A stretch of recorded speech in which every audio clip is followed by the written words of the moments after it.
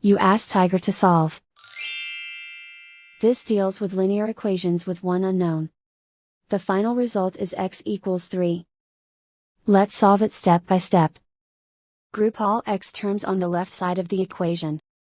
Subtract 3x from both sides. Group like terms. Simplify the arithmetic.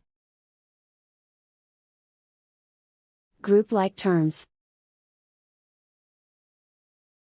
Simplify the arithmetic. Group all constants on the right side of the equation. Add 1 to both sides. Simplify the arithmetic.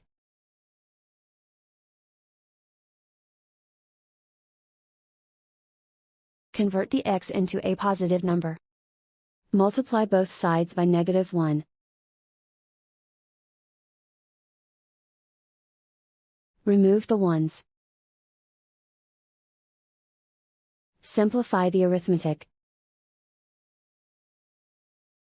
And so the final result is x equals 3.